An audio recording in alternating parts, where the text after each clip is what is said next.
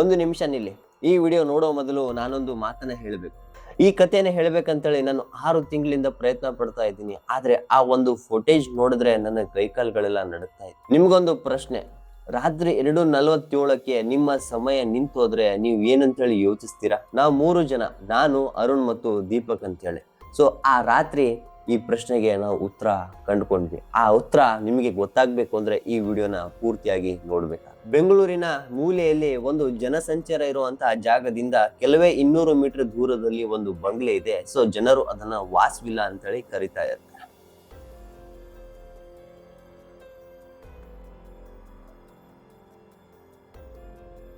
ರಾತ್ರಿ ಹೊತ್ತು security guard ರಾತ್ರಿ 12 ಗಂಟೆ ನಂತರ ಆ ಮನೆಯ ಮುಂದೆ ಹಾದು ಹೋಗಿ ಹೆದರ್ತಾರೆ ಮತ್ತು ದಿಕ್ಕನ್ನ ಬದಲಾಯಿಸ್ಬಿಟ್ಟು ಬೇರೆ ದಾರಿ ಹಿಡ್ಕೊಂಡು ಬೇರೆ ಕಡೆ ಹೋಗ್ತಾರೆ. ಸೊ ಯಾಕೆ ಅಂತೇಳಿ ಕೇಳಿದ್ರೆ ಅಲ್ಲಿರುವಂತಹ ಸೆಕ್ಯೂರಿಟಿ ಗಾರ್ಡ್ಗಳು ಹೇಳಿದ್ದು, ರಾತ್ರಿ ಆ ಮನೆಯಿಂದ ವಿಚಿತ್ರ ಆಗಿರುವಂತಹ ಸದ್ದು ಕೇಳಿಸ್ತಾ ಇರುತ್ತೆ, ಆದ್ರೆ ಆ ಮನೆಯಲ್ಲಿ ಯಾರು ಕೂಡ ಇಲ್ಲ, ಆದ್ರೂ ಕೂಡ ಆ ಸದ್ದು ಕೇಳಿಸ್ತಾ ಇರುತ್ತೆ ಅಂತ ಹೇಳಿದ್ರು. ಈ ಕತೆ ಆ ಮನೆಯದ್ದು ಆ ರಾತ್ರಿ ನಡೆದದ್ದು.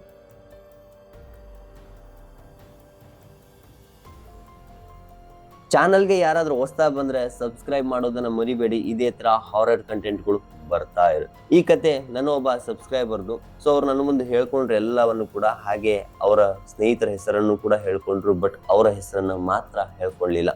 ಯಾಕೆ ಅಂತ ಹೇಳಿ ಕೇಳಿದ್ರೆ, ಆ ರಾತ್ರಿ ನಡೆದ ಘಟನೆಯಿಂದ ನನ್ನ ಒಂದು ಅಸ್ತಿತ್ವವನ್ನೇ, ನನ್ನ ಗುರುತನ್ನೇ ನಾನು ಮರೆ ಮಾಡಿಕೊಂಡು ಬದುಕ್ತಾ ಇದ್ದೀನಿ ಅಂತ ಹೇಳಿ ಹೇಳಿದ್ರು. 3 ವರ್ಷಗಳ ಹಿಂದೆ ಅವರೊಂದು ಚಿಕ್ಕ ಯೂಟ್ಯೂಬ್ ಚಾನೆಲ್ ತೆಗಿತಾರೆ. ಸೊ ಅದ್ರೊಳಗೆ ಪ್ಯಾರಾನಾರ್ಮಲ್ ಇನ್ವೆಸ್ಟಿಗೇಷನ್ ಬಗ್ಗೆ ಒಂದು ವಿಡಿಯೋಗಳನ್ನೆಲ್ಲ ಅಪ್ಲೋಡ್ ಮಾಡ್ತಾ ಇರ್ತಾರೆ. ಸೊ ಯಾವ ತರ ಅಂದ್ರೆ, ಸೊ ಯಾರೋ ಜನ ಬಿಟ್ಟು ಹೋಗಿರುವಂತಹ ಜಾಗ ಆಗಿರ್ಬೋದು, ಜನ ಹೆದರ್ತಿರುವಂತಹ ಜಾಗ ಆಗಿರ್ಬೋದು, ಪಾಳ್ ಬಿದ್ದಿರುವಂತಹ ಮನೆ ಆಗಿರ್ಬೋದು, ಸ್ಮಶಾನ ಆಗಿರ್ಬೋದು, ಆ ತರ ಜಾಗಕ್ಕೆ ಹೋಗಿ ವಿಡಿಯೋಗಳನ್ನೆಲ್ಲ ಮಾಡ್ಬಿಟ್ಟು ನೆಕ್ಸ್ಟ್ ಯೂಟ್ಯೂಬ್ ಅಲ್ಲಿ ಅಪ್ಲೋಡ್ ಮಾಡೋದು. ಆ ತರ ವಿಡಿಯೋಗಳನ್ನೆಲ್ಲ ಮಾಡ್ತಾ ಇದ್ರು. ಅಲ್ಲಿ ಹೋದ್ರೆ ಕೆಲವು ವಿಚಿತ್ರ ಆಗಿರುವಂತ ಗಾಳಿ ಸದ್ದು ಕೇಳಿಸ್ತಾ ಇತ್ತು ಮತ್ತು ಇಲಿಗಳು ನಡೆಯುವಂತ ಶಬ್ದ ಮಾತ್ರ ಕೇಳಿಸ್ತಾ ಇತ್ತು. ಅದು ಬಿಟ್ರೆ ಬೇರೆ ಏನು ಕೂಡ ಕೇಳಿಸ್ತಾ ಇರ್ಲಿಲ್ಲ. ಆಮೇಲೆ ಈ ಮನೆಯ ಬಗ್ಗೆ ಹೇಳಿದ್ದು ನನ್ನೊಬ್ಬ ಫ್ರೆಂಡ್ ಅರುಣ್ ಅಂತ ಹೇಳಿ ಹೇಳಿದ್ರು. ಅವರ ಆಫೀಸ್ ಇರುವಂತಹ ಏರಿಯಾದಲ್ಲಿ ಈ ಒಂದು ವಾಸ್ ವಿಲ್ಲಾ ಇರುವಂತಹ ಮನೆ ಇದೆ. ಎಲ್ಲರೂ ಕೂಡ ಆ ಮನೆ ಮುಂದೆ ಹಾದು ಹೋಗ್ತಾರೆ. ಬಟ್ ಆ ಮನೆ ಮುಂದೆ ನಿಂತು ಒಳಗಡೆ ಹೋಗಕ್ಕೆ ಯಾರ ಕಡೆನೂ ಕೂಡ ಅಷ್ಟು ಧೈರ್ಯ ಇರ್ಲಿಲ್ಲ.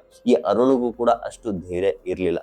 ಅವಾಗ್ಲೇ ಅವನೇನ್ ಮಾಡ್ತಾನೆ, ಸೊ ಈ ಮನೆಯ ಬಗ್ಗೆ ನಮ್ಗೆ ಪರಿಚಯ ಮಾಡ್ತಾನೆ. ಅವಾಗ್ಲೇ ಅನ್ಸಿದ್ದು ಈ ಮನೆಯ ಬಗ್ಗೆ ಒಂದು ವಿಡಿಯೋ ಮಾಡಬೇಕು ಮತ್ತು ರಾತ್ರಿ ಅಲ್ಲಿ ಒಂದು ದಿನ ಕಳಿಬೇಕು ಅಂತ ಹೇಳಿ. ವಾಸ್ ವಿಲ್ಲಾ ಸುಮಾರು 80 ವರ್ಷಗಳ ಹಿಂದೆ ಇರುವಂತಹ ಮನೆ. ಬೆಂಗಳೂರಿನ ಒಂದು ಶ್ರೀಮಂತ ಕುಟುಂಬ ಈ ಒಂದು ಮನೆಯಲ್ಲಿ ವಾಸ ಮಾಡ್ತಾ ಇತ್ತು. ಸುತ್ತಮುತ್ತಲು ಉದ್ದನೆ ಕಾಂಪೌಂಡ್ಗಳಿತ್ತು, ಪಾಚಿ ಕಟ್ಟಿತ್ತು ಅದ್ರ ಮೇಲೆ ಎಲ್ಲ, ಮತ್ತೆ ಒಂದು ಗೇಟ್ ಇತ್ತು, ಸುತ್ತಲೂ ಗಿಡಗಳೆಲ್ಲ ಬೆಳೆದಿತ್ತು ಮತ್ತು ಒಡೆದೋದಂತಹ ಗಾಜಿನ ಚೂರುಗಳು ಬಿದ್ದಿತ್ತು, ಕಿಟಕಿಗಳೆಲ್ಲ ಒಡೆದಿತ್ತು, ಕೆಲವೊಂದು ಡೋರ್ಗಳು ಕೂಡ ಮುರಿದು ಹೋಗಿತ್ತು. ಹಗಲತ್ತಲ್ಲಿ ಆ ಮನೆಯನ್ನ ನೋಡಿದ್ರೆ ನಮ್ಮನೆ ದಿಟ್ಟಿಸಿ ನೋಡ್ತಾ ಇದೆ ಅನ್ನೋ ತರ ಫೀಲ್ ಆಗ್ತಾ ಇರುತ್ತೆ. ಆದ್ರೆ ರಾತ್ರಿ ಬೇರೆನೆ ತೋರಿಸುತ್ತೆ. ಸ್ಥಳೀಯರ ಪ್ರಕಾರ ಆ ಮನೆಗೆ ಸಾಕಷ್ಟು ಕಥೆಗಳು ಇದಾವೆ. ಸೊ ಅದ್ರೊಳಗೆ ಒಂದು, ರಾತ್ರಿ ಹೊತ್ತು ಮೇಲ್ಮಹಡಿನಿಂದ 12 ಗಂಟೆ ನಂತರ ಅಲ್ಲೊಂದು ದೀಪ ಉರಿತಾ ಇರುತ್ತೆ, ಕರೆಂಟ್ ಲೈಟ್ ತರ, ಬಲ್ಬ್ ತರ. ಆದ್ರೆ ಆ ಮನೆಗೆ ಯಾವ್ದೇ ತರದ ಎಲೆಕ್ಟ್ರಿಸಿಟಿ ಸಪ್ಲೈನೇ ಇಲ್ಲ ಅಂತ ಹೇಳಿ ಅಲ್ಲಿ ಸ್ಥಳೀಯರು ಹೇಳ್ತಾರೆ. ಆಮೇಲೆ ಇನ್ನ ಬೇರೆಯವ್ರು ಏನ್ ಹೇಳ್ತಾರಪ್ಪ ಅಂದ್ರೆ, ಆ ಮನೆ ಹತ್ರ ಹೋದಂತೆ ಚಿಕ್ಕ ಮಕ್ಕಳ ನಗುವಿನ ಸದ್ದು ಕೇಳಿಸ್ತಾ ಇರುತ್ತೆ. ಆದ್ರೆ ಆ ಮನೆಯಲ್ಲಿ ಯಾವ್ದೇ ತರದ ಮಕ್ಕಳೇ ಇಲ್ಲ. 20 ವರ್ಷಗಳಿಂದ ಆ ಮನೆ ಹಾಗೆಯೇ ಬಿದ್ದಿದೆ. ಆಮೇಲೆ ಸೆಕ್ಯೂರಿಟಿ ಗಾರ್ಡ್ಗಳು 12 ಗಂಟೆ ನಂತರ ಸೊ ಆ ಒಂದು ಜಾಗದಿಂದ ಹಾದು ಹೋದ್ರೆ ಒಂದು ಗೆಜ್ಜೆ ಶಬ್ದ ಕೇಳಿಸ್ತಾ ಇರುತ್ತೆ. ಅವ್ರು ಮತ್ತೆ ಹೇಳ್ತಾರೆ, ಈ ಮನೆಯಲ್ಲಿ ಯಾರು ಕೂಡ ವಾಸ ಮಾಡ್ತಾ ಇಲ್ಲ, ಆದ್ರೂ ಕೂಡ ಈ ಒಂದು ಗೆಜ್ಜೆ ಶಬ್ದ ಕೇಳಿಸ್ತಾ ಇದೆಯಲ್ಲ ಅಂತ ಹೇಳಿ. ಈ ಎಲ್ಲಾ ಮಾತುಗಳನ್ನು ಕೇಳಿದಾಗ ಸೊ ನಮ್ಮ 3 ಜನರ ಮೈ ಜುಮ್ ಅನ್ಸುತ್ತೆ. ಸೊ ಆದ್ರೂ ಕೂಡ ರಾತ್ರಿ ಒಂದು ದಿನ ಈ ಒಂದು ಮನೆ ಒಳಗೆ ಕಳಿಬೇಕು ಅಂತ ಹೇಳಿ ಅವರು ಡಿಸೈಡ್ ಮಾಡ್ತಾರೆ. ಅದೇ ಅವರ ದೊಡ್ಡ ತಪ್ಪು ಅಂತ ಹೇಳಿ ಅವರಿಗೆ ಗೊತ್ತಿರೋದಿಲ್ಲ. ನಾನು ಒಬ್ನೇ ಹೋಗಿದ್ರೆ ನನ್ನ ಕತೆ ಅಲ್ಲಿಗೆ ಮುಗಿತಾ ಇತ್ತು ಏನೋ, ಆದ್ರೆ ನನ್ನ ಜೊತೆ ಇಬ್ರು ಸ್ನೇಹಿತರು ಬಂದ್ರು. ಅವರು ಕೂಡ ಸ್ವಲ್ಪ ಧೈರ್ಯಶಾಲಿ ಮಾಡಿ ಒಳಗಡೆ ಹೋಗೋಕೆ ತಯಾರಾದ್ರು. ಸೊ ಈ ನನ್ನ 2 ಜನ ಸ್ನೇಹಿತರ ಬಗ್ಗೆ ಹೇಳ್ಬೇಕಂದ್ರೆ, ಒಬ್ಬನ ಹೆಸರು ಅರುಣ್ ಅಂತ ಹೇಳಿ, ಇನ್ನೊಂದ್ ಹೆಸರು ದೀಪಕ್ ಅಂತ ಹೇಳಿ. ಅರುಣ್ ಸ್ವಲ್ಪ ಪ್ರಾಕ್ಟಿಕಲ್ ಆಗಿ ಥಿಂಕ್ ಮಾಡ್ತಾ ಇದ್ದ. ಇವನಿಗೆ ಯಾವುದೇ ತರದ ದೆವ್ವ, ಭೂತ, ಪ್ರೇತ ಇದ್ರ ಮೇಲೆ ಯಾವ್ದ್ರ ಮೇಲೂ ಕೂಡ ನಂಬಿಕೆ ಇರ್ಲಿಲ್ಲ. ಎಲ್ಲವನ್ನು ಕೂಡ ಪ್ರಾಕ್ಟಿಕಲ್ ಆಗಿ ಯೋಚನೆ ಮಾಡ್ತಾ ಇದ್ದ. ಆಮೇಲೆ ಈ ದೀಪಕ್ ಬಗ್ಗೆ ಹೇಳ್ಬೇಕಂದ್ರೆ, ಇವನ್ ಸ್ವಲ್ಪ ಕ್ಯಾಮ್ರಾಮ್ಯಾನ್. ಸೊ ಹಾರರ್ ಕಂಟೆಂಟ್ ಮಾಡ್ತಾ ಇರ್ತೀವಿ ಅಂದ್ರೆ ಇವ್ನು ಸ್ವಲ್ಪ ಕ್ಯಾಮ್ರಾವನ್ನ ಹ್ಯಾಂಡಲ್ ಮಾಡ್ತಾ ಇದ್ದ. ಸೊ ಇವನಿಗೆ ಕ್ಯಾಮ್ರಾಮ್ಯಾನ್ ಅಂತಾನೆ ಕರಿಬಹುದು. ಇವ್ರಿಬ್ರು ಸ್ನೇಹಿತರು ಬಾಲ್ಯದಿಂದ ಒಟ್ಟಿಗೆ ಬೆಳೆದವರು, ಕ್ಲೋಸ್ ಆಗಿ ಬೆಳೆದವರು. 3 ಜನ ಸಂಜೆ 6:30-7 ಗಂಟೆಗೆ ಆ ಮನೆ ಮುಂದೆ ಹೋಗಿ ನಿಂತಿರ್ತಾರೆ. ದೀಪಕ್ ಸ್ವಲ್ಪ ಭಯದ ಧ್ವನಿಯಲ್ಲಿ ಹೇಳ್ತಾನೆ, ಯಾಕೋ ಈ ಮನೆ ಸರಿ ಅನಿಸ್ತಾ ಇಲ್ಲ ಕಣ್ರೋ, ವಾಪಸ್ ಹೋಗೋಣ ಅಂತೇಳಿ ಸ್ವಲ್ಪ ತಮಾಷೆ ಮಾಡ್ತಾನೆ. ಸೊ ಇವರು ಕೂಡ ಅವನ ಮುಖ ನೋಡ್ತಾರೆ, ನಗುತ್ತಾರೆ, ಆ ಮನೆಯೊಳಗೆ ಕಾಲಿಡ್ತಾರೆ. ಆ ಗೇಟ್ ಅನ್ನ ತಳ್ಳಿದಾಗ ಏನೋ ಒಂದು ವಿಚಿತ್ರ ಆಗಿರುವಂತಹ ಕಿರಿಸ್ತಿರುವಂತಹ ಶಬ್ದ ಇವರಿಗೆ ಕೇಳಿಸುತ್ತೆ. ಸೊ ಹಾಗೆ ಒಳಗೆ ಹೋದಂತೆ ಆ ಒಂದು ಮನೆ ಇರತ್ತಲ್ಲ, ಆ ಒಳಗೆ ಕಾಲಿಟ್ಟ ತಕ್ಷಣ ಒಂದು ವಿಚಿತ್ರ ಆಗಿರುವಂತ ವಾಸನೆ ಇವ್ರ ಮೂಗಿಗೆ ಬಂದ್ ತಾಕುತ್ತೆ. ಏನೋ ಒಂದು ಒದ್ದೆ ಆಗಿರುವಂತ ವಾಸನೆ, ಏನೋ ಮರದ ಕೊಳತಿರುವಂತಹ ವಾಸನೆ, ವಿಚಿತ್ರ ಆಗಿರುವಂತಹ ಏನೋ ಸುಟ್ಟಿರುವಂತಹ ವಾಸನೆ ಇವರಿಗೆ ಬರ್ತಾ ಇರುತ್ತೆ. ಇನ್ನೊಂದು ಕಹಿ ಮತ್ತು ಕೊಳತಿರುವಂತಹ ವಾಸನೆ ಬರ್ತಾ ಇರುತ್ತೆ. ಸೊ ಅರುಣ್ ಹೇಳ್ತಾನೆ ಯಾವುದೋ ಒಂದು ಪ್ರಾಣಿ ಸತ್ತಿರ್ಬೋದಲ್ಲ ಅಂತೇಳಿ ಮೂಗನ್ನು ಮುಚ್ಕೊಂಡು ಆ ಒಂದು ಮನೆಯೊಳಗೆ ಎಂಟ್ರಿ ಕೊಡ್ತಾನೆ. ಮನೆಯೊಳಗೆ ಎಂಟ್ರಿ ಕೊಡ್ತಾರೆ. ಉದ್ದನೆ ಹಾಲ್ ಕಾಣಿಸುತ್ತೆ. ಆಮೇಲೆ ಆ ಹಾಲು ವಿಚಿತ್ರ ಆಗಿ ಕಾಣಿಸ್ತಾ ಇರುತ್ತೆ. ಫುಲ್ ಧೂಳಿಂದ ತುಂಬಿಕೊಂಡಿರುತ್ತೆ, ಪಾಚಿ ಕಟ್ಟಿರುತ್ತೆ, ಕೆಲವೊಂದು ಕಡೆ ಜಿಗಿಟಾಗಿ ಹತ್ತುತ್ತಾ ಇರುತ್ತೆ, ಸುತ್ತಲೂ ಜೇಡದ ಬಲೆ ಹಾಕಿರುತ್ತೆ, ಮಣ್ಣುಗಳಿಂದ ಬಿದ್ದಿರುತ್ತೆ, ವಸ್ತುಗಳೆಲ್ಲ ಈ ಮನೇಲಿ ಜಸ್ಟ್ ಬಿಟ್ಟು ಹೋಗಿದ್ದಾರೆ ಅನ್ನೋ ತರ ಎಲ್ಲವೂ ಕೂಡ ಕಾಣಿಸ್ತಾ ಇರುತ್ತೆ. ಬಟ್ ಅದ್ರ ಮೇಲೆ ಸ್ವಲ್ಪ ಧೂಳು ಬಿದ್ದಿರುತ್ತೆ. ಸೊ ಮೂಲೆಯಲ್ಲಿ ಒಂದು ಫ್ಯಾಮಿಲಿ ಫೋಟೋ ನೇತಾಡ್ತಾ ಇರುತ್ತೆ, ಬ್ಲ್ಯಾಕ್ ಅಂಡ್ ವೈಟ್.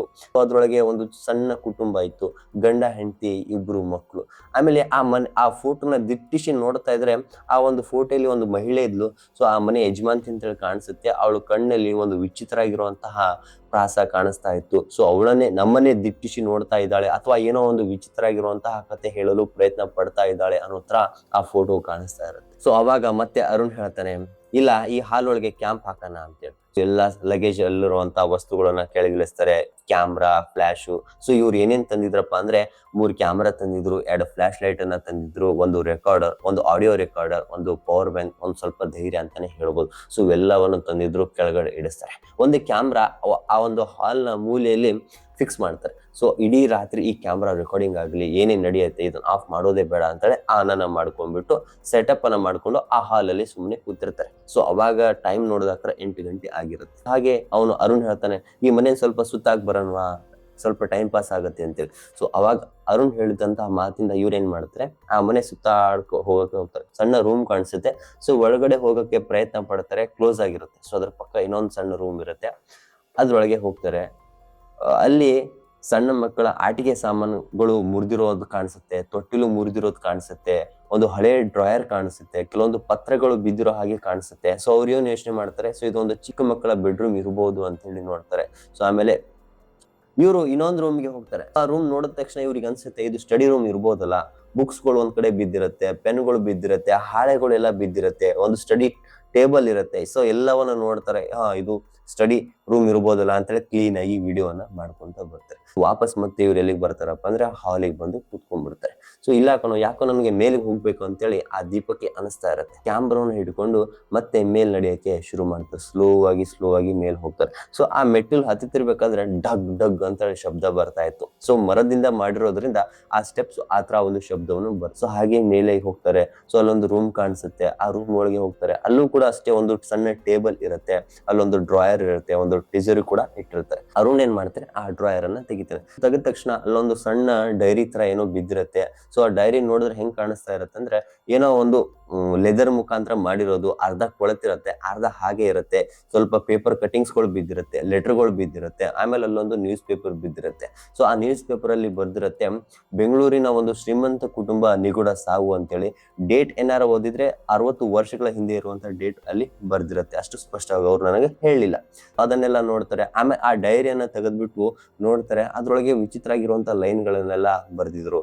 ಸೊ ಅವಳು ನಮ್ಮನ್ನ ಸುಮ್ನೆ ಬಿಡೋದಿಲ್ಲ, ನನ್ನನ್ನ ಕ್ಷಮಿಸ್ಬಿಡು, ನಾನು ತಪ್ಪು ಮಾಡಿದೆ ಏನೋ ಒಂದು ವಿಚಿತ್ರ ಆಗಿರುವಂತ ಲೈನ್ಸ್ ಗಳು ಬರ್ದಿದ್ರು.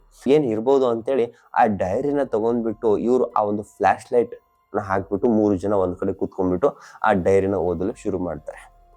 ಆ ಡೈರಿ ಅರ್ಧ ಕೊಳ್ತಿರೋದ್ರಿಂದ ಅದು ಯಾರ ಡೈರಿ ಅಂತೇಳಿ ಅಷ್ಟು ಕ್ಲೀನ್ ಆಗಿ ಗೊತ್ತಾಗ್ತಾ ಇರ್ಲಿಲ್ಲ. ಮತ್ತೆ ಅದ್ರ ಮೇಲೆ ಹೆಸರು ಕೂಡ ಇತ್ತು, ಬರೇ 1 ಲೆಟರ್ ಅಷ್ಟೇ ಕಾಣ್ತಾ ಇತ್ತು, ಉಳಿದೆಲ್ಲವೂ ಕೂಡ ಕೊಳತೆ ಹೋಗಿತ್ತು. ಸೊ ಅವರು ಒಂದು ಪುಟ ಓದಾಕ್ರ ಅವ್ರಿಗೆ ಅನ್ಸುತ್ತೆ, ಈ ಮನೆಯ ಮಗಳ ಡೈರಿ ಇರ್ಬೋದು ಇದು ಅಂತೇಳಿ. ಅದ್ರೊಳಗೆ ಅವಳು ಬರ್ದಿದ್ಲು, ಅಮ್ಮ ರಾತ್ರಿ 12 ಗಂಟೆ ನಂತರ ಒಬ್ಬಳೆ ಪೂಜೆ ರೂಮ್ ಅಲ್ಲಿ ಕುತ್ಕೊಂಡ್ಬಿಟ್ಟು ಪೂಜೆ ಮಾಡ್ತಾ ಇರ್ತಾಳೆ, ಗಂಟೆ ಶಬ್ದವನ್ನ ಮಾಡ್ತಾ ಇರ್ತಾಳೆ. ಸೊ ಅಪ್ಪನಿಗೆ ಹೇಳಿದ್ರೆ ಅಪ್ಪ ಯಾವುದೇ ತರದ ಪ್ರಶ್ನೆ ಮಾಡಬೇಡಿ ಅಂತೇಳಿ ಹೇಳ್ತಾರೆ ಅಂತ ಆ ಒಂದು ಡೈರಿಯಲ್ಲಿ ಬರ್ದಿರ್ತಾಳೆ. ಸೊ ಇನ್ನೊಂದು ವಿಷಯ, ಭಯಾನಕವಾಗಿರುವಂತ ವಿಷಯ ಬರ್ತಿದ್ಲು, ಏನಂದ್ರೆ ಈ ಒಂದು ಕುಟುಂಬ ಒಂದು ಶ್ರೀಮಂತವಾಗಿರುವಂತ ಕುಟುಂಬ, ಸಂಪತ್ತು ಮತ್ತು ಆಸ್ತಿಗಾಗಿ ಒಂದು ವಿಚಿತ್ರ ಆಗಿರುವಂತ ಆಚರಣೆ ಮಾಡ್ತಾ ಇದ್ರು. ಸೊ ಆ ಒಂದು ಆಚರಣೆಯಿಂದ ಸೊ ಅವ್ರ ಮನೆಯಲ್ಲಿ ಕೆಲಸ ಮಾಡ್ತಿರುವಂತ ಒಬ್ಬಳು ಹೆಂಗಸು ವಿಚಿತ್ರ ಆಗಿರುವಂತ ಅನ್ಯಾಯ ಅವಳ ಜೀವನದಲ್ಲಿ ನಡೆದಿತ್ತು ಅಂತೇಳಿ ಆ ಒಂದು ಡೈರಿಯಲ್ಲಿ ಬರ್ದಿರ್ತಾಳೆ. ಆ ಒಂದು ಹೆಂಗಸು ಕಾಣೆ ಆದ ನಂತರ ಈ ಮನೆಯಲ್ಲಿ ಶಾಂತಿನೇ ಇರ್ಲಿಲ್ಲ. ಅದಾದ ನಂತರ ಕೆಲವೇ ದಿನಗಳಲ್ಲಿ ಕುಟುಂಬದ ಒಬ್ಬ ವ್ಯಕ್ತಿ ವಿಚಿತ್ರವಾಗಿ ಸಾವನ್ನಪ್ತಾನೆ. ಅವನು ಯಾವುದೇ ತರದ ಕಾರಣನೇ ಇರೋದಿಲ್ಲ. ಪೊಲೀಸರು ಬಂದು ಇನ್ವೆಸ್ಟಿಗೇಷನ್ ನಡೆಸಿದಾಗ ಸೊ ಅದೊಂದು ಹೃದಯಘಾತದಿಂದ ಸಾವಾಗಿದೆ ಅಂತ ಹೇಳಿ ರಿಪೋರ್ಟ್ ಬರುತ್ತೆ. ಆದ ನಂತರ ಈ ಮನೆಯಲ್ಲಿ ಒಬ್ಬೊಬ್ಬರಾಗಿ ಬಿಟ್ಟು ಹೋಗಲು ಶುರು ಮಾಡ್ತಾರೆ. ಆಮೇಲೆ ಅವಳು ಇನ್ನೊಂದು ಲೈನ್ಸ್ ಗಳನ್ನೆಲ್ಲ ಬರ್ತಿದ್ಲು, ನನಗೆ ಅವಳು ಕಾಣಿಸ್ತಾಳೆ, ಆದ್ರೆ ನಮ್ಮಮ್ಮನಿಗೆ ಹೇಳಿದ್ರೆ ನಮ್ಮಮ್ಮ ಹೇಳ್ತಾ ಇದ್ರು ನಿನಗೆ ಇದೆಲ್ಲ ಭ್ರಮೆ ಆಗಿದೆ ಅಷ್ಟೇ, ಸೊ ಅವಳಿಲ್ಲ, ಯಾರು ಇಲ್ಲ ಅಂತೇಳಿ. ಆದ್ರೆ ಅವಳು ನನ್ನನ್ನು ನೋಡಿದ್ರೆ ವಿಚಿತ್ರ ಆಗಿರುವಂತ ನಗುವನ್ನ ನಗುತ್ತಾ ಇದ್ಲು. ಆಮೇಲೆ ಅವಳ ಬಗ್ಗೆ ಹೇಳ್ಬೇಕಂದ್ರೆ ಬಿಳಿ ಬಟ್ಟೆ ಹಾಕೊಂಡಿದ್ಲು, ಆಮೇಲೆ ವಿಚಿತ್ರ ಆಗಿರುವಂತ ಕಣ್ಣಿತ್ತು, ಏನೋ ನನಗ್ ಪರಿಚಯ ಇರೋ ತರ ನಗುವನ್ನ ನಗ್ತಾ ಇದ್ಲು ಅಂತೇಳಿ ಹೇಳ್ತಾ ಇರ್ತಾಳೆ. ಸೊ ಆದ್ರೂ ಕೂಡ ಅವಳು ಸರಿಯಾಗಿ ನಮ್ಮಮ್ಮ ನನ್ನನ್ನು ನಂಬ್ತಾ ಇರ್ಲಿಲ್ಲ ಅಂತ ಹೇಳಿದ್ರು. ಸೊ ಕೊನೆ ಪೇಜನ್ನ ಮತ್ತೆ ತಿರುಗಿಸಿ ನೋಡ್ತಾರೆ, ಅಲ್ಲಿ ಸ್ವಲ್ಪ ಗಡಿಬಿಡಿಯಲ್ಲಿ ಬರ್ದಿರೋ ಹಾಗೆ ಕಾಣಿಸ್ತಾ ಇತ್ತು, ಅಷ್ಟು ಸ್ಪಷ್ಟವಾಗಿ ಕಾಣಿಸ್ತಾ ಇರಲಿಲ್ಲ, ಮುಂದೆಲ್ಲ ಖಾಲಿ ಇತ್ತು. ಅದನ್ನೆಲ್ಲ ಕ್ಲೋಸ್ ಮಾಡ್ಬಿಟ್ಟು ಮತ್ತೆ ಇವ್ರು 3 ಜನ ಒಬ್ರಿಗೊಬ್ರು ನೋಡ್ಕೋತಾರೆ. ಫುಲ್ಲು ಶಾಂತವಾಗಿರುತ್ತೆ, ಏನು ಕೂಡ ಸದ್ದೆ ಮಾಡ್ತಾ ಇರೋದಿಲ್ಲ. ಸೊ ಇನ್ನು ಈ ತರ ವಿಚಿತ್ರ ಆಗಿರುವಂತ ಡೈರಿ ಸಿಕ್ಕಿದೆ ಅಲ್ಲ ಅಂತೇಳಿ ಹಾಗೆ ಆ ಡೈರಿನ ಕ್ಲೋಸ್ ಮಾಡ್ಬಿಟ್ಟು ಏನ್ ಮಾಡ ಅಂತೇಳಿ ವಿಚಾರ ಮಾಡ್ತಿರ್ಬೇಕಾದ್ರೆ ಕೆಳಗಡೆಯಿಂದ ಒಂದು ಥಡ್ಡನೆ ಶಬ್ದ ಕೇಳಿಸುತ್ತೆ. ಆ ಡೋರ್ ಕ್ಲೋಸ್ ಆಗಿರೋ ಹಾಗೆ ಶಬ್ದ ಕೇಳಿಸುತ್ತೆ. ಏನಾಯ್ತು ಅಂತೇಳಿ ಕೆಳಗಡೆ ಹೋಗೋಣ ಅಂತೇಳಿ ಪ್ರಯತ್ನ ಪಡ್ತಿರ್ತಾರೆ. ಅಷ್ಟ್ರೊಳಗೆ ಒಂದು ಗೆಜ್ಜೆ ಶಬ್ದ ಕೇಳಿಸ್ಲಿಕ್ಕೆ ಶುರು ಆಗುತ್ತೆ. ಇವ್ರ ಮನೆಯ ಸುತ್ತಮುತ್ತಲು ನೋಡಿದಾಗ ಇವರಿಗೆ ಯಾವುದೇ ತರದ ಬಚ್ಚಲ ಮನೆ ಕಾಣಿಸಿರ್ಲಿಲ್ಲ. ಸೊ ಆದ್ರೂ ಕೂಡ ಒಂದು ಗೆಜ್ಜೆ ಶಬ್ದ ಉದ್ದೇಶ ಪೂರ್ವಕವಾಗಿ ಒಂದು ಲಯ ತರ ಸೊ ಎಡದಿಂದ ಬಲಕ್ಕೆ, ಬಲದಿಂದ ಎಡಕ್ಕೆ ಹೋಗ್ತಾ ಇರೋ ಹಾಗೆ ಕೇಳಿಸ್ತಾ ಇರುತ್ತೆ. ಸೊ ಆ ಬಚ್ಚಲ ಕಡೆಯಿಂದಾನೆ ಇವರೆಲ್ಲರೂ ಗಮನಿಸ್ತಿರ್ತಾರೆ. ಆದ್ರೆ ಆ ಮನೆಯಲ್ಲಿ ಎಲ್ಲೂ ಕೂಡ ಬಚ್ಚಲ ಇರೋದಿಲ್ಲ. ಸ್ವಲ್ಪ ಇಕೋ ಆಗ್ತಾ ಇರುತ್ತೆ, ನೀರು ಬೀಳ್ತಾ ಇರುತ್ತೆ, ಸುಮ್ಮತ ಗೆಜ್ಜೆ ಶಬ್ದ ಕೇಳಿಸ್ತಾ ಇರುತ್ತೆ. ಎಲ್ಲಿಂದ ಅಂತ ಹೇಳಿ ಅಕ್ಕಪಕ್ಕ ನೋಡ್ತಾರೆ, ಕ್ಯಾಮ್ರಾವನ್ನ ತಿರುಗಾಡಿಸ್ತಾರೆ, ಎಲ್ಲರಿಗೂ ಕೂಡ ಗೊತ್ತೇ ಆಗೋದಿಲ್ಲ ಎಲ್ಲಿ ಆ ಒಂದು ಶಬ್ದ ಬರ್ತಾ ಇದೆ ಅಂತೇಳಿ. ಸೊ ಮತ್ತೆ ಸ್ವಲ್ಪ ಹೊತ್ತು ನಮ್ಮ ಹತ್ರನೇ ಬರ್ತಾ ಇರೋ ಹಾಗೆ ಕಾಣಿಸುತ್ತೆ. ಎಲ್ಲ ಕ್ಯಾಮ್ರಾವನ್ನು ಸುತ್ತಮುತ್ತ ನೋಡ್ತಾರೆ, ಅಲ್ಲಿ ಯಾವುದೇ ತರದ ಶಬ್ದನೇ ಕೇಳಿಸಲ್ಲ. ಅವಾಗ ಮತ್ತೇನ್ ಮಾಡ್ತಾರೆ, ಸ್ವಲ್ಪ ಹೊತ್ತು ಆ ಶಬ್ದ ಬರ್ತಾ ಇರತ್ತೆ, ಮತ್ತೆ ಸಡನ್ಲಿ ನಿಂತೋಗ್ಬಿಡುತ್ತೆ. ಇವ್ರೇನ್ ಮಾಡ್ತಾರೆ, ಅವಾಗ ಸಮಯ ನೋಡ್ತಾರೆ, ಎಷ್ಟು ಗಂಟೆ, 11:57 ಆಗಿರತ್ತೆ. ಇವಳು ಯಾಕೋ ಸ್ವಲ್ಪ ಕೆಳಗೋಗ್ಬಿಟ್ಟು ರೆಸ್ಟ್ ಮಾಡೋಣ ಅಂತೇಳಿ ಆ ಒಂದು ಮೆಟ್ಟಿಲುಗಳು ಇರ್ತಾವಲ್ಲ, ಸೊ ಆ ಕಡೆ ಒಂದ್ ಸ್ವಲ್ಪ ಹಾಗೆ ನೋಡ್ತಾ ಇರ್ತಾರೆ. ಅವರಿಗೆ ವಿಚಿತ್ರ ಆಗಿರುವಂತಹ ಒಂದು ವಿಷಯ ಗೊತ್ತಾಗುತ್ತೆ. ಏನಂದ್ರೆ ಬರ್ತಿರ್ಬೇಕಾದ್ರೆ ಸಣ್ಣದಾಗಿರುವಂತ ಆ ಮೆಟ್ಟಿಲು ಇವಾಗ ಬಹಳ ಉದ್ದನೆ ಕಾಣಿಸ್ತಾ ಇರುತ್ತೆ. ಸೊ ಎಷ್ಟೇ ನೋಡಿದ್ರು ಕೂಡ ಮುಂದೆ ಬರೀ ಕತ್ತಲಷ್ಟೇ, ಬೇರೆ ಏನು ಕೂಡ ಕಾಣಿಸ್ತಾ ಇರಲಿಲ್ಲ. ಅಷ್ಟಕ್ಕೊಂದು ಕತ್ತಲೆಯಿಂದ ಆ ಉದ್ದನೆ ಒಂದು ಸ್ಟೇರ್ ಕೇಸ್ ಕಾಣಿಸ್ತಾ ಇರುತ್ತೆ. ಸೊ ಅವ್ರು ಹೇಳ್ತಾರೆ, ಒಬ್ರಿಗೊಬ್ರು ಕೇಳ್ಕೊತಾರೆ, ನಾವು ಬಂದಾಕರ ಇಷ್ಟಕ್ಕೊಂದು ಉದ್ದಾಗಿರುವಂತ ಸ್ಟೇರ್ ಕೇಸ್ ಇತ್ತ, ಇಷ್ಟಕ್ಕೊಂದು ಮೆಟ್ಟಿಲುಗಳನ್ನೆಲ್ಲ ನಾವು ಹತ್ಕೊಂಡು ಮೇಲೆ ಬಂದ್ವಾ ಅಂತೇಳಿ. ಸೊ ಅರುಣ್ ಹೇಳ್ತಾನೆ, ಇಲ್ಲಪ್ಪ ಈ ತರ ಇಲ್ವಲ್ಲ, ಯಾಕೆ ಈ ತರ ಕಾಣಿಸ್ತಾ ಇದೆ ಅಂತ ಹೇಳಿ. ಮತ್ತೆ ಅವರು ಫೋನನ್ನ ನೋಡ್ತಾರೆ, ನೋ ಸಿಗ್ನಲ್ ಅಂತೇಳಿ ತೋರಿಸ್ತಾ ಇರುತ್ತೆ. ಅರುಣ್ ಹೇಳ್ತಾನೆ, ಇಲ್ಲ ಈ ತರ ಒಂದು ಹಳೆ ಮನೆಗೆಲ್ಲ ಬಂದ್ರೆ ಈ ತರ ಆಗುತ್ತೆ, ಈ ತರ ನೋ ಸಿಗ್ನಲ್ ತೋರಿಸ್ತಾ ಇರುತ್ತೆ, ನೆಟ್ವರ್ಕ್ ಸರಿಯಾಗಿ ಸಿಗೋದಿಲ್ಲ ಅಂತೇಳಿ. ಆಮೇಲೆ ಭಯಾನಕವಾಗಿರುವಂತ ವಿಷಯ ಏನಂದ್ರೆ 80% ಇರುವಂತಹ ಮೊಬೈಲ್ ಬ್ಯಾಟ್ರಿ ಸಡನ್ಲಿ 40% ಬರುತ್ತೆ. ಕೆಲವೇ ನಿಮಿಷಗಳಲ್ಲಿ ಆ ತರ ಆಗುತ್ತೆ. ಇವರಿಗೆ ಭಯ ಆಗಲು ಶುರು ಆಗುತ್ತೆ. ಆದ್ರೂ ಕೂಡ ಇವರು ವಾಪಸ್ ಹೋಗುವಂತಹ ನಿರ್ಧಾರ ಮಾಡ್ತಾ ಇರೋದಿಲ್ಲ. ಅವ್ರಿಗೆ ಅನಿಸ್ತಾ ಇರುತ್ತೆ, ಸ್ವಲ್ಪ ಸೀರಿಯಸ್ನೆಸ್ ಇರುತ್ತೆ, ಸ್ವಲ್ಪ ಎಕ್ಸೈಟ್ಮೆಂಟ್ ಆಗ್ತಾ ಇರುತ್ತೆ. ಆ ಸಮಯದಲ್ಲೂ ಕೂಡ ಕೆಳಗಡೆ ಹೋಗಿ ಸ್ವಲ್ಪ ರೆಸ್ಟ್ ಮಾಡೋಣ ಅಂತೇಳಿ ಆ ಮೆಟ್ಟಿಲುಗಳಿಂದ ಇಳಿಯಲು ಪ್ರಯತ್ನ ಪಡ್ತಿರ್ತಾರೆ. ಸೊ ಎಷ್ಟೇ ನಡೆದ್ರು ಇವ್ರಿಗೆ ಸುಸ್ತಾಗ್ತಾ ಇತ್ತು ಹೊರತು ಕೆಳಗಡೆ ಇರುವಂತಹ ಮಹಡಿ ಕಾಣಿಸ್ತಾ ಇರ್ಲಿಲ್ಲ. ಸೊ ಕೆಳಗಡೆ ಇರುವಂತಹ ಹಾಲಿಗೆ ಹೋಗಲು ಇವರಿಗೆ ಆಗ್ತಾ ಇರಲ್ಲ. ಸೊ ಯಾಕೋ ನನಗೆ ಸರಿ ಅನಿಸ್ತಾ ಇಲ್ಲ, ಮೇಲೆ ಹೋಗಿ ಇರೋಣಪ್ಪ ಅಂತೇಳಿ ಮತ್ತೇನ್ ಮಾಡ್ತಾರೆ, ವಾಪಸ್ ಮೇಲೆ ಬರ್ತಿರ್ಬೇಕಾದ್ರೆ ಜಸ್ಟ್ ಒಂದು 8 ಸ್ಟೆಪ್ಸ್ ಅಷ್ಟೇ ಇರ್ತಾರೆ, ಮೇಲೆ ಬಂದು ನಿಂತ್ಕೊಂಡ್ಬಿಡ್ತಾರೆ. ಇವ್ರಿಗೆ ಮತ್ತೆ ಗಾಬರಿ ಆಗುತ್ತೆ, ಇಷ್ಟೊತ್ತನ ಇಳಿತಾ ಇದೀವಿ ಬಟ್ ಕೆಳಗೆ ಹೋಗಕ್ ಆಗ್ತಾ ಇಲ್ಲ, ಬಟ್ ಜಸ್ಟ್ 8 ಮೇಲ್ ಹತ್ಕೊಂಡ್ಬಂದ್ರೆ ಮೇಲ್ ಬಂದ್ಬಿಟ್ವಲ್ಲ ಅಂತೇಳಿ. ಸೊ ಮತ್ತೆ ಗಾಬರಿ ಆಗ್ತಾರೆ. ಸೊ ಅವಾಗ ಸುಮ್ನೆ ಒಂದ್ ಕಡೆ ಹೋಗಿ ಸುಮ್ನೆ ಕೂತ್ಕೊಂಡ್ಬಿಡ್ತಾರೆ, ಯಾವ್ದೇ ತರದ ಏನು ಮಾತೆ ಆಡೋದಿಲ್ಲ, ಸುಮ್ನೆ ಇಡೀ ಮನೆ ಶಾಂತ ರೀತಿಯಿಂದ ಸುಮ್ನೆ ಕಾಯ್ತಾರೆ. ಅವಾಗ್ಲೇನೆ ಈ ಅರುಣ್ಗೆ ಒಂದು ಶಬ್ದ ಕೇಳಿಸುತ್ತೆ, ಏನು ವಿಚಿತ್ರ ಆಗಿರುವಂತ ಶಬ್ದ. ಆಮೇಲೆ ಅವ್ನು ಹೇಳ್ತಾನೆ, ಅವನ ಬಾಯಿಂದ ಬರುತ್ತೆ, ಅಮ್ಮ ಅಮ್ಮ ಎಲ್ಲಿದ್ಯಾ ಅಂತೇಳಿ ಆತರ ಹೇಳ್ತಿರ್ತಾನೆ. ಬಟ್ ಇವ್ರು ನನ್ನ ಸಬ್ಸ್ಕ್ರೈಬರ್ ಪ್ಲಸ್ ದೀಪಕ್ ಕೇಳಕ್ ಪ್ರಯತ್ನ ಪಡ್ತಾರೆ, ಏನಾಯ್ತು ನಿನ್ಗೆ ಏನಾಯ್ತು ಅಂತ ಹೇಳಿ. ಇಲ್ಲ ಕಣೋ, ಅಮ್ಮ ನನಗ್ ಕರ್ದಂಗ ಆಯ್ತು. ಆಕ್ಚುಲಿ ಹೇಳ್ಬೇಕಂದ್ರೆ ಇವ್ರ ಅಮ್ಮ ತೀರ್ಕೊಂಡು 2 ವರ್ಷ ಆಗಿರತ್ತೆ, ಆದ್ರೂ ಕೂಡ ಇವ್ರ ಅಮ್ಮ ಕರಿತಾ ಇದ್ದಾಳೆ ಅಂತ ಹೇಳಿ. ಸೊ ಇವ್ರಿಗೆಲ್ಲ ಗಾಬರಿ ಆಗ್ತಾ ಇರತ್ತೆ. ಸೊ ಇಲ್ಲ, ನನ್ನ ಅಮ್ಮ ಕರಿತಾ ಇದ್ದಾರೆ ಅಂತ ಹೇಳಿ. ಸೊ ಹಾಗೆ ಆ ಒಂದು ಉದ್ದನೆ ಕಾರಿಡಾರ್ ಅಲ್ಲಿ ಹೋಗ್ತಾ ಇರ್ತಾನೆ, ಓಡ್ತಾ ಇರ್ತಾನೆ. ಸೊ ಒಂದ್ ಕಡೆ ಒಂದು ರೂಮ್ ಒಳಗೆ ಹೋಗ್ಬಿಡ್ತಾನೆ. ಸೊ ಹೋಗ್ಬಿಟ್ಟಾಕ್ರ ಏನೋ ಈ ತರ ಹೋಗ್ಬಿಟ್ಟ ಅಂತೇಳಿ ಇವ್ರಿಬ್ರು ಎದ್ಬಿಟ್ಟು ಓಡಲು ಪ್ರಯತ್ನ ಪಡ್ತಾರೆ. ಓಡ್ಬಿಟ್ಟು, ಅರುಣ್ ನಿಲ್ಲೋ, ನಾವು ಬರ್ತೀವಿ ನಿನ್ ಜೊತೆ, ನಿಲ್ಲೋ ಅಂತೇಳಿ ಓಡ್ತಾ ಇರ್ತಾರೆ. ಬಟ್ ಆ ಅರುಣ್ ಅಲ್ಲಿ ಮಾಯವಾಗಿರ್ತಾನೆ, ಎಲ್ಲಿ ಹೋದ ಅಂತಾನೆ ಗೊತ್ತಾಗ್ತಾ ಇರಲ್ಲ. ಇದ್ದಕ್ಕಿದ್ದಂತೆ ಈ ದೀಪಕ್ ಹತ್ರ ಒಂದು ರೆಕಾರ್ಡರ್ ಇರುತ್ತಲ್ಲ, ಆಡಿಯೋ ರೆಕಾರ್ಡರ್ ಒಂದು ವಿಚಿತ್ರ ಆಗಿರುವಂತಹ ಶಬ್ದ ಮಾಡಲಿಕ್ಕೆ ಶುರು ಆಗುತ್ತೆ. ಒಂದು ಪಿಸುಗುಟ್ಟಲ್ಲಿ ಒಂದು ಮಾತನ್ನು ಹೇಳಲಿಕ್ಕೆ ಪ್ರಯತ್ನ ಪಡ್ತಾ ಇರುತ್ತೆ. ಏನಂದ್ರೆ, live before sun rise or stay for ever ಅಂತೇಳಿ. ಸೊ ಆ ಒಂದು ಶಬ್ದ ಕೇಳ್ಬಿಟ್ಟು ದೀಪಕ್ನ ಕೈ ನಡಗಲಿಕ್ಕೆ ಶುರು ಆಗುತ್ತೆ. ಆ ಆಡಿಯೋರನ್ನ ಅಲ್ಲೇ ಬಿಡ್ತಾನೆ. ಸೊ ಅವನು ಕೂಡ ನೆಕ್ಸ್ಟ್ ಡೋರಲ್ಲಿ ಒಂದು ಕಾರಿಡಾರ್ ಇರುತ್ತಲ್ಲ, ಸೊ ಆ ಕಡೆ ಓಡಲು ಪ್ರಯತ್ನ ಪಡ್ತಾನೆ. ಸೊ ದೀಪಕ್ ಅರುಣ್ ಅಂತೇಳಿ ಇವನು ಹಿಂದೆಯಿಂದ ಸಬ್ಸ್ಕ್ರೈಬರ್ ಓಡಲು ಪ್ರಯತ್ನ ಪಡ್ತಾ ಇರ್ತಾನೆ. ಆದ್ರೆ ಅವ್ರು ಇಬ್ರು ಕೂಡ ಕೈಗೆ ಸಿಗ್ತಾನೆ ಇರೋದಿಲ್ಲ. ಹಾಗೆ ಓಡ್ತಿರ್ಬೇಕಾದ್ರೆ ಅವನು ಕೂಡ ಆ ಒಂದು ಕಾರಿಡಾರ್ ಅಲ್ಲಿ ಮಾಯವಾಗ್ತಾನೆ. ಅವನು ಒಳಗಡೆ ಹೋದ ತಕ್ಷಣ ಏನು ಕೂಡ ಕಾಣಿಸುವುದಿಲ್ಲ. ಬಟ್ ಅಲ್ಲಿ ಒಂದು ಸಣ್ಣ ಕನ್ನಡಿ ಇರುತ್ತೆ. ಸೊ ಅದ್ರೊಳಗೆ ಇವನು ಪ್ರತಿಬಿಂಬ ಮಾತ್ರ ಕಾಣ್ತಾ ಇರುತ್ತೆ. ಬಟ್ ಒಂದ್ ಸ್ವಲ್ಪ ಕಣ್ಣು ಮಿಟಕಿ ಹಾಗೆ ಓಪನ್ ಮಾಡಿದಾಗ ಅವನ ಹಿಂದೆ ಒಂದು ವಿಚಿತ್ರ ಆಗಿರುವಂತಹ ಆಕೃತಿ ಕಾಣಿಸ್ಲಿಕ್ಕೆ ಶುರು ಆಗತ್ತೆ. ಆ ಆಕೃತಿ ಯಾರ್ದಿರ್ಬೋದು ಅಂತೇಳಿ ಹಿಂದೆ ತಿರುಗಿ ನೋಡ್ತಾನೆ. ಅಲ್ಲಿ ಯಾವುದೇ ತರದ ಆಕೃತಿನೇ ಇರೋದಿಲ್ಲ. ಹಾಗೆ ಇವನ ಹತ್ರ ಒಂದು ಕ್ಯಾಮ್ರಾ ಇರುತ್ತೆ. ಸೊ ಆ ಕ್ಯಾಮ್ರಾವನ್ನು ತಗೊಂಡು ಸ್ವಲ್ಪ ಹಾಗೆ ಮುಂದೆ ಹೋಗ್ತಿರ್ಬೇಕಾದ್ರೆ ಸೊ ಒಂದು ಸಣ್ಣ ಬಾಗಿಲು ಕಾಣಿಸುತ್ತೆ, ಒಂದು ದೇವ್ರ ಮನೆ ಕಾಣಿಸುತ್ತೆ. ಆ ಡೈರಿಯಲ್ಲಿ ಓದ್ತಾ ಇರೋ ಹಾಗೆ ಒಂದು ದೇವ್ರ ಮನೆ ಕಾಣಿಸುತ್ತೆ. ಸೊ ಅಲ್ಲಿ ಒಂದು ಸಂಧಿಯಿಂದ ಒಂದು ವಿಚಿತ್ರ ಆಗಿರುವಂತಹ ಬೆಳಕು ಬರ್ತಾ ಇರುತ್ತೆ. ಆ ಕ್ಯಾಮ್ರಾವನ್ನ ಝೂಮ್ ಆಗಿ ನೋಡ್ತಾನೆ. ಆ ಒಂದು ಪರದೆ ಹಿಂದೆ ಮನುಷ್ಯನ ಆಕಾರದಲ್ಲಿರುವಂತಹ ಒಂದು ಆಕೃತಿ ಎಡದಿಂದ ಬಲಕ್ಕೆ, ಬಲದಿಂದ ಎಡಕ್ಕೆ ಚಲಿಸ್ತಾ ಇರುತ್ತೆ. ಏನ್ ಇರ್ಬೋದು ಅಂತೇಳಿ ಮತ್ತೆ ದಿಟ್ಟಿಸಿ ನೋಡಿದಾಗ ಅದು ಮತ್ತೆ ಮಾಯವಾಗಿರುತ್ತೆ. ಇವನು ಮತ್ತೆ ಕೂಗ್ತಾ ಇರ್ತಾನೆ ಮೇಲಿಂದ, ಅರುಣ್, ದೀಪಕ್ ಎಲ್ಲಿದ್ದೀರಾ, ಬೇಗ ಬನ್ನಿ, ನನ್ಗೆ ಕಾಡ್ಸಕ್ಕೆ ಹೋಗ್ಬೇಡಿ ಅಂತ ಹೇಳ್ತಾ ಇರ್ತಾನೆ. ಬಟ್ ಅವನಿಗೆ ಏನು ಕೂಡ ಕಾಣಿಸೋದಿಲ್ಲ. ಮತ್ತೆ ಇವನು ಇನ್ನೊಂದು ರೂಮಿಗೆ ಹೋಗ್ತಾನೆ. ಅಲ್ಲಿ ವಿಚಿತ್ರ ಆಗಿರುವಂತಹ ಅನುಭವ ಇವನಿಗೆ ಆಗುತ್ತೆ. ಸೊ ಏನಂದ್ರೆ ಅಲ್ಲಿರುವಂತ ಎಲ್ಲಾ ವಸ್ತುಗಳು ಮೇಲಕ್ಕೆ ಹಾರಲಿಕ್ಕೆ ಪ್ರಯತ್ನ ಪಡ್ತಾ ಇರ್ತವೆ. ಸೊ ಮೇಲಿಂದ ಹಾರಕ್ಕೆ, ಮೇಲಿಂದ ಕೆಳಗಡೆ ಬರ್ತಾ ಇರುತ್ತೆ. ಅಲ್ಲಿರುವಂತಹ ವಿಂಡೋಸ್ಗಳು ಒಂದಕ್ಕೊಂದು ಬಡ್ಕೊಳ್ಳಿಕ್ಕೆ ಶುರು ಆಗುತ್ತೆ. ವಿಚಿತ್ರ ಆಗಿರುತ್ತೆ. ಸೊ ಅವನೇನ್ ಮಾಡ್ತಾನೆ, ಇದು ಯಾಕೋ ನನಗೆ ಸರಿ ಅನ್ನಿಸ್ತಾ ಇಲ್ಲ, ಯಾಕೋ ನನಗೆ ತುಂಬಾ ಗಾಬರಿ ಆಗ್ತಾ ಇದೆ, ಸೊ ಈ ಮನೆ ಯಾಕೋ ವಿಚಿತ್ರ ಆಗಿರುವಂತಹ ದಿಕ್ಕಿಗೆ ಬದಲಾಯಿಸ್ತಾ ಇದೆ ಅಂತ ಹೇಳಿ ಮತ್ತೆ ಓಡಲು ಪ್ರಯತ್ನ ಪಡ್ತಾನೆ. ಎಷ್ಟೇ ಓಡಿದನ್ನು ಕೂಡ ಆ ಕಾರಿಡಾರ್ ಅಲ್ಲೇ ಓಡಾಡ್ತಾ ಇದ್ದ. ಪ್ರತಿ ಸಲ ಹೊಸ ಬಾಗಿಲು ತರಿತಾ ಇತ್ತು. ಬಟ್ ವಾಪಸ್ ನೋಡಿದ್ರೆ ಅದೇ ಬಾಗಿಲ ಹತ್ರ ಬಂದು ನಿಂದಿರ್ತಾ ಇದ್ದ. ಸೊ ಎಷ್ಟೇ ಓಡಿದನು ಕೂಡ ಅವನಿಗೆ ಆಗ್ತಾ ಇರಲಿಲ್ಲ. ಮತ್ತೆ ಫೈನಲ್ ಆಗಿ ಒಂದು ಡೋರ್ ಒಳಗಡೆ ಹೋಗ್ತಾನೆ. ಸೊ ಅಲ್ಲಿ ವಿಚಿತ್ರ ಆಗಿರುವಂತಹ ಅನುಭವ ಆಗುತ್ತೆ. ಸೊ ಮತ್ತು ಅಲ್ಲೂ ಕೂಡ ಅಷ್ಟೇ ಒಂದು ಫೋಟೋ ಕಾಣಿಸುತ್ತೆ. ತಳಗಿರುವಂತಹ ಫೋಟೋ ಅಲ್ಲೂ ಕೂಡ ಕಾಣಿಸುತ್ತೆ. ಆ ಒಂದು ಫ್ರೇಮ್ ಇಂದ ಒಂದು ಸೊ ರಕ್ತ ತರ ಏನೋ ಕಾಣಿಸ್ತಾ ಇರುತ್ತೆ. ಆ ಒಂದು ಫೋಟೋ ಫ್ರೇಮ್ ಇಂದ ಕೆಳಗಡೆ ಜಾರು ತಳಗ್ ಬರ್ತಾ ಇರುತ್ತೆ. ಸೊ ಅದನ್ನ ನೋಡ್ಬಿಟ್ಟು ಫುಲ್ಲು ಗಾಬರಿ ಆಗ್ತಾ ಇರ್ತಾನೆ. ಇವನು ಮತ್ತೆ ಜೋರಾಗಿ ಕಿರಿಸ್ತಾನೆ, ಅರುಣ್, ದೀಪಕ್ ಎಲ್ಲಿದ್ದೀರಾ ಅಂತ ಹೇಳಿ. ಸೊ ಅವಾಗ್ಲೇನೆ ಸೊ ಈ ದೀಪಕ್ ಏನ್ ಮಾಡ್ತಾನೆ, ಒಂದು ಮೂಲೆಯಿಂದ ಬರ್ತಾನೆ. ಸೊ ಅವನಿಗೆ ಕೇಳ್ತಾನೆ, ಓಡಿ ಹೋಗಿ ನೋಡ್ತಾನೆ. ಸೊ ಅವನು ಗಾಬರಿ ಆಗಿರೋ ತರ ಕಾಣಿಸ್ತಾ ಇರ್ತಾನೆ. ಮತ್ತು ಏನೋ ವಿಚಿತ್ರವಾಗಿರುವಂತದ್ದನ್ನ ನೋಡಿದ್ದಾನೆ. ಫುಲ್ಲು ಫ್ರೀಸ್ ಆಗಿರ್ತಾರಲ್ಲ ಆ ತರ ಅವನು ಕಾಣಿಸ್ತಾ ಇರ್ತಾನೆ. ಅವನನ್ನು ನೋಡ್ತಾನೆ, ಮಾತನಾಡಿಸ್ತಾನೆ. ಅವ್ನ್ ಕೇಳ್ತಾನೆ, ಅರುಣ್ ಎಲ್ಲಿ ಅಂತೇಳಿ. ಅವನ ತಲೆ ಈಗ ಅಲ್ಲಾಡಿಸ್ತಾನೆ. ಸೊ ಅವನಿಗೆ ಅರುಣ್ ಎಲ್ಲಿ ಅಂತೇಳಿ ಗೊತ್ತಿರೋದಿಲ್ಲ. ಆ ರಾತ್ರಿ ಏನ್ ಆಗ್ತಾ ಇದೆ ಅಂತೇಳಿ ಈ ಒಂದು ನನ್ನ ಸಬ್ಸ್ಕ್ರೈಬರ್ಗೆ ಗೊತ್ತಾಗ್ತಾ ಇರಲ್ಲ. ಅಷ್ಟಕ್ಕೊಂದು ಭಯ ಪಡ್ತಾ ಇರ್ತಾನೆ. ಅದೇ ಆದ ತಕ್ಷಣ ಇವರಿಬ್ರು ಅವನ ಕೈ ಹಿಡ್ಕೊಂಡು ಮತ್ತೆ ಅರುಣನ ಹುಡುಕಲಿಕ್ಕೆ ಪ್ರಯತ್ನ ಪಡ್ತಾರೆ. ಅರುಣ್ ಎಲ್ಲಿದ್ಯಾ, ಬಾರೋ, ಬೇಗ ಬಾರೋ. ಸೊ ದೀಪಕ್ ಯಾಕೋ ವಿಚಿತ್ರವಾಗಿ ಆಡ್ತಾ ಇದ್ದಾನೆ, ಅವನಿಗೇನು ಕೂಡ ನೆನಪೇ ಆಗ್ತಾ ಇಲ್ಲ, ಅವನೇನು ಕೂಡ ಮಾತೇ ಆಡ್ತಾ ಇಲ್ಲ ಅಂತೇಳಿ ಜೋರಾಗಿ ಕಿರಿಸ್ತಿರ್ತಾನೆ. ಬಟ್ ಅರುಣ್ ಬರಲಿಕ್ಕೆ ಸಾಧ್ಯನೇ ಆಗ್ತಾ ಇರಲಿಲ್ಲ. ಸೊ ಹೇಗೋ ಹಾಗೆ ಮಾಡಿ ಒಂದು ಡೋರಿಂದ ಮತ್ತೆ ಕೆಳಗಡೆ ಹಿಡಿತಾರೆ. ಹಾಲಿಗೆ ಬರ್ತಾರೆ. ಅಲ್ಲಿ ಎಲ್ಲ ವಿಚಿತ್ರ ಆಗಿರುವಂತಹ ಅನುಭವ ಆಗ್ತಾ ಇರುತ್ತೆ. ಚಳಿ ತಣ್ಣನೆ ಆಗ್ತಾ ಇರುತ್ತೆ. ಯಾವ ತರ ಚಳಿ ಆಗ್ತಾ ಇರುತ್ತೆ ಅಂದ್ರೆ ನಾರ್ಮಲ್ ಟೆಂಪರೇಚರ್ಗಿಂತ 0 ಟೆಂಪರೇಚರ್ಗೆ ಇರುವಂತಹ ಜಾಗ ಬರ್ತಾ ಇರುತ್ತೆ. ತುಂಬಾ ಚಳಿ ಆಗ್ತಾ ಇರುತ್ತೆ. ಅಲ್ಲೇ ಒಂದು ವಿಚಿತ್ರ ಆಗಿರುವಂತಹ ಆಕೃತಿ ಇವನಿಗೆ ಕಾಣಿಸ್ತಾಳೆ.